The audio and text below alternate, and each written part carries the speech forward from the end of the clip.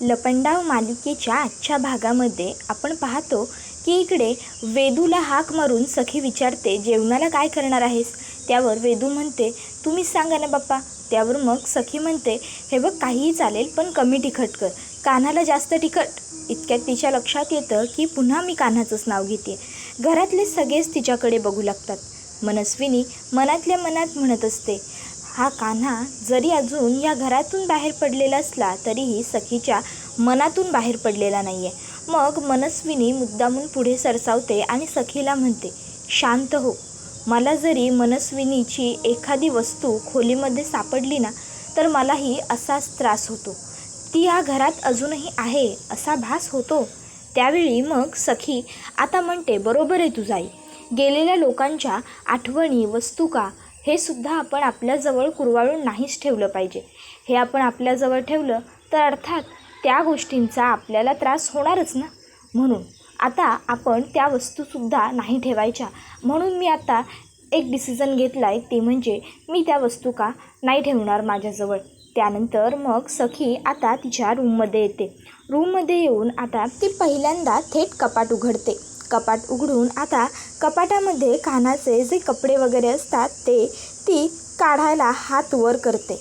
पण जसेच तिचे हात त्या कपड्यांजवळ जातात तिला आठवतं की कान्हाचे कपडे ठेवायला तिने जागा करून दिला होता. दोघांनीही कपडे कपाटात व्यवस्थित सजवले होते. आता त्या सर्व गोष्टी आठवून मग मात्र इकडे सखी पूर्णपणे पुन्हा एकदा भावनिक झालेली असते. आता सखी भावनेच्या भरात त्या कपड्याला हात लावायला जाणारच असते. इतक्यात तिला आठवतं की नाही, आता मला भावनेत वाहून जायचं नाही आहे. मग सखी तिच्या भावनांना पुन्हा तिथेच थांबवते. त्यानंतर मग आता ती फेकाफेक करत असते वस्तुकांची, कपड्यांची. तोपर्यंत गौतम काका तिकडे येतो. गौतम काका म्हणतो, सखी बाळा, अगं काय करतेस? सखी म्हणते, काका मला कुठलीही आठवण, कुठलीही वस्तू नको आहे मला, म्हणून फेकून देते सगळं. त्यावर काका म्हणत असतो, सखी बाळा, जर हा असा वरवरचा राग काढशील ना तर मनात त्रास होत राहील. त्यावर सखी म्हणते, मग काका तूच सांग ना, मी काय करू, बोल ना. काका तिला सांगतो, हे बघ सखी, तू ना पहिलं तर शांत हो आणि शांतपणे विचार कर. शांतपणे आजूबाजूला बघ. मग बघ, तुला आजूबाजूची सगळी परिस्थिती आपोआप समजेल, आपोआप दिसेल. त्याबरोबर मग सखी म्हणत असते, काका नेमकं तुला काय म्हणायचं आहे? त्याबरोबर काका म्हणत असतो, सखी हे बघ, कान्हाच्या बाजूने विचार करून बघ.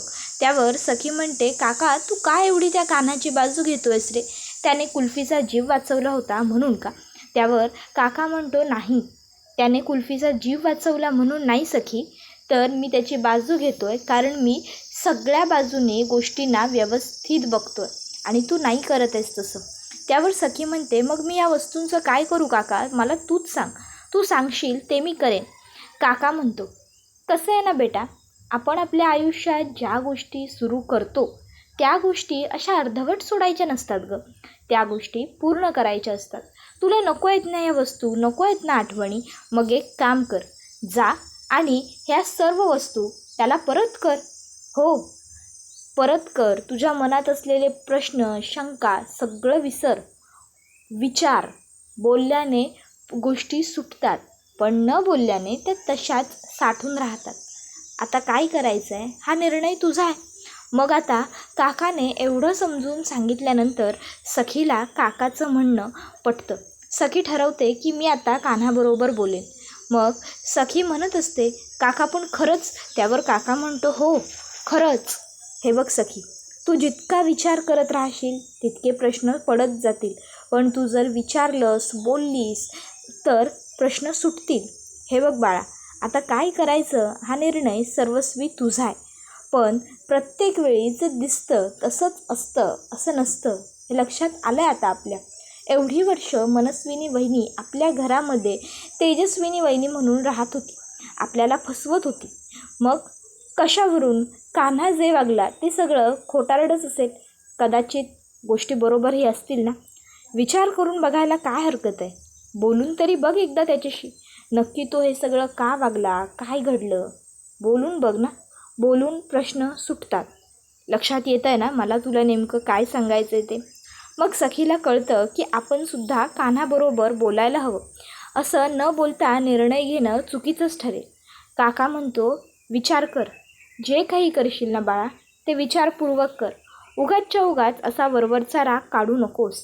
यामुळे ना तो राग तुझ्या मनात साठून राहील आणि जर एकदा का गोष्टी तुझ्या मनामध्ये साठून राहिल्या ना तर त्याचा तुला त्रास होईल, मनस्ताप होईल आणि माझी एवढीच इच्छा आहे की तुला कुठलाही त्रास व्हायला नको आहे. समजतंय का? सखी होकार देते. त्यानंतर काका काळजी घे बेटा एवढं बोलून तिकडनं निघून जातो. सखी ठरवते, काका जे म्हणाला ते बरोबर आहे. मला आता स्वतःला त्रास करून घ्यायचाच नाही आहे. मग आता सखी आरशाच्या समोर जाऊन उभी राहते. आता सखी आरशाच्या समोर असलेला मोबाईल घेते. मोबाईलवरून कान्हाला कॉल करते. आता सखीने केलेला फोन बघून कान्हाला खूप आनंद होतो. कान्हा ताबडतोब 0 मिनिटात फोन उचलतो आणि म्हणत असतो, हॅलो हॅलो बेबी सरकार बोला. अहो माझं ना आज मन मला सांगतच होतं की आज मला तुम्ही कॉल करणार, आज मला तुम्ही कॉल करणार. पण माझं एक मन म्हणत होतं की नाही बेबी सरकार नाही करणार कॉल. दुसरं मन म्हणत होतं करणार. पण मी होप्स सोडल्या नव्हत्या. मी होप्सवरती कायम होतो. मी पॉझिटिव्ह होतो आणि फायनली तुम्ही मला कॉल केला आहे. काय सांगू तुम्हाला मला केवढा आनंद झाला आहे ते. त्यावर सखी म्हणत असते, भेटायचं आहे मला तुला, तेच सांगायला कॉल केला आहे. कबीर म्हणतो, ठीक आहे चालेल ना, कुठे भेटूया आपण? तुम्ही पत्ता पाठवा, तुम्ही सांगाल तिकडे भेटूया. सखी म्हणते, नाही नको, तू पत्ता पाठव, तू जिथे राहतोस तिथला, मी येते तिथे. कबीर म्हणतो, नाही म्हणजे इथे कशाला, आपण बाहेर भेटूया ना कुठेतरी, सांगा की तुम्ही कुठे भेटायचं. सखी म्हणते, का अजूनही कुठला वेगळा लपंडाव आहे का सुरू? त्याबरोबर मग मात्र कान्हा आता काहीच बोलत नाही. सखी म्हणते, आहे का असं काही जे मला माहीत नाही आहे? त्यावर मग मात्र कबीर निशब्द होतो. सखी म्हणते, ॲड्रेस पाठव आणि मग आता ती फोन सरळ ठेवून देते. त्याच्यानंतर मग आता फोन ठेवल्यावर लगेचच थोड्या वेळानंतर कबीर हा अर्पिताकडे येतो आणि अर्पिताकडे येताना तो एका मेडला घेऊन आलेला असतो. तो मेडला सांगतो, जा आईला जरा बाहेरून फिरवून घेऊन ये, तिला जरा राऊंड मारू दे, चालू दे. त्याबरोबर मग आता अर्पिता म्हणत असते की नाही मला नाही जायचं आहे कबीर बाहेर, अरे माझं फिरून येऊन झालं आहे. कबीर म्हणतो, आई अगं आज हवा बाहेर चांगली सुटली, जरा मोकळ्या हवेवर जा, फिर, बरं वाटेल. त्यावर आई म्हणते, बरं ठीक आहे. आणि मग आता कबीर बळजबरीने आईला त्या मेडबरोबर पाठवून देतो. जाताना आता आई नोटीस करते की कबीरचा चेहरा पडलाय. आई विचारते, कान्हा काय रे, काय झालं? मग कबीर म्हणत असतो, काही नाही आई, मी सखीचाच विचार करतोय. माझ्या मनात प्रत्येक क्षणी प्रत्येक वेळी फक्त तीच असते, माहिती आहे ना तुला. त्यावर मग आई कबीरला सांगते, काळजी करू नकोस रे, होईल तुझं आणि सखीचं सगळं व्यवस्थित होईल. देव करो आणि तुमचा समेट लवकर घडो. त्यानंतर आई तिकडनं जाते.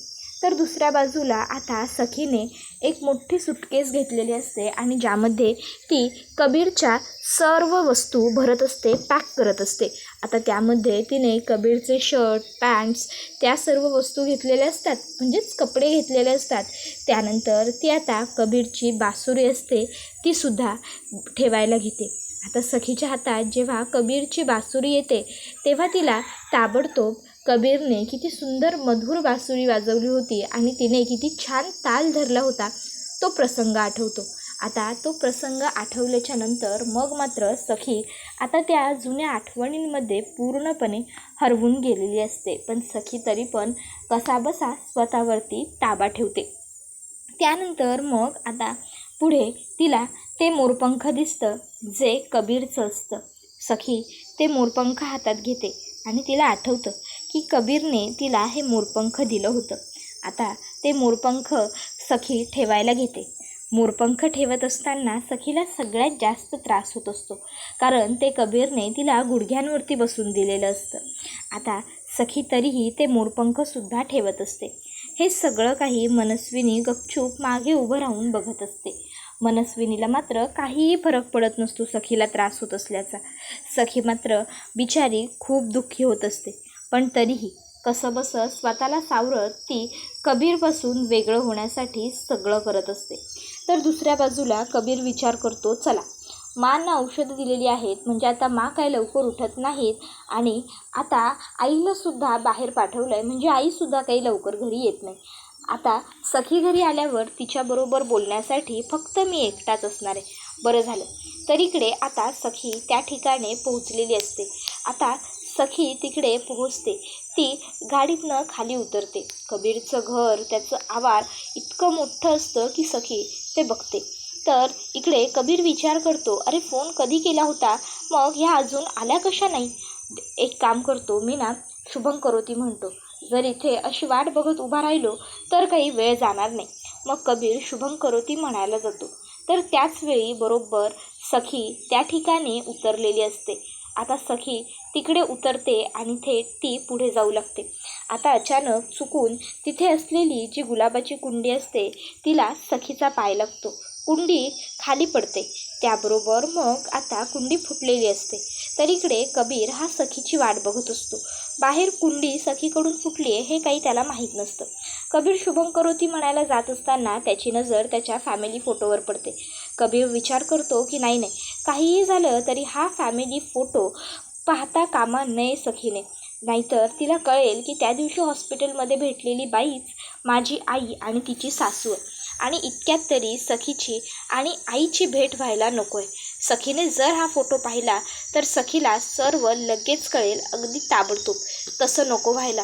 म्हणून मग आता कबीर काय करतो, कबीर आता तो फोटो लपवण्यासाठी काहीतरी करू लागतो. तर दुसऱ्या बाजूला इकडे आता सखीकडनं ती कुंडी फुटलेली असते. आता इतक्यात मागे येऊन अर्पिता उभी असते. सखी अलगस ती फुटलेली कुंडी उचलून वरती ठेवते. तिथे एक जी दुसरी एम्प्टी कुंडी असते ती घेते. त्या कुंडीमध्ये अलगस ते गुलाबाचं रोपटं ठेवते. त्या गुलाबाच्या रोपट्याबरोबर जी माती असते सखी ती मातीसुद्धा आता त्या रोपात टाकून देते. तर हे सगळं काही अर्पिता बघत असते. अर्पिता मात्र हे सगळं बघून खुश होते. म्हणजे आता नोकर ही सखीला थांबवण्यासाठी चाललेली असते. त्यावेळी अर्पिता तिला थांबवते. मग ती थांबते आणि तिचं फोनवर बोलू लागते. तोपर्यंत इकडे सखी आता ते गुलाबाचं रोपटं अगदी व्यवस्थित लावते.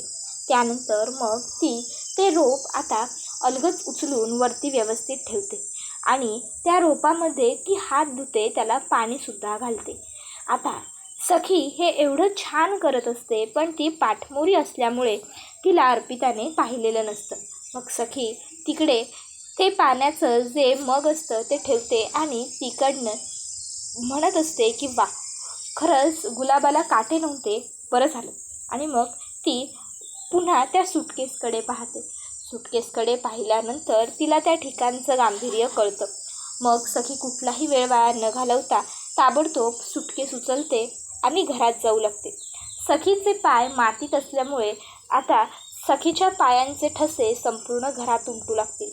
तर दुसऱ्या बाजूला इकडे कान्हाने आता ती फोटो फ्रेम तर लपवलेली असते, पण तो आता विचार करतो सखी अजून कशी आली नाही. जाऊ दे, शुभम करोतीच म्हणत थांबतो. मग कबीर शुभम करोती म्हणायला येतो. शुभम करोती कल्याणम दीपक ज्योती नमस्तुते दिवा दिवा दीपककार कानी कुंडल मोतीहार दिव्यातला पाहून माझा नमस्कार. असं सगळं तो आता म्हणत असतो आणि तो प्रार्थना करत असतो, घरची इडापिडा बाहेर जाओ आणि बाहेरची लक्ष्मी घरात येऊ. आता तो हे म्हणतो, बाहेरची लक्ष्मी घरात येऊ, आणि तोपर्यंतच त्या ठिकाणी सखी येते. सखीची पावलं, मातीची पावलं आता त्या घरात उमटलेली असतात. अर्पिता ते बघत असते. ती विचार करते, कोण असेल ही मुलगी आणि हिची पावलं असो. आणि मग आता इकडे कबीर हा प्रार्थना करत असतानाच त्या ठिकाणी सखी पोहोचते.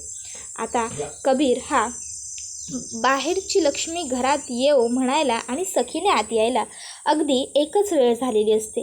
त्यामुळे आता सखी कबीरला हात जोडलेला बघते आणि आवाज देते, कबीर किर्लोस्कर.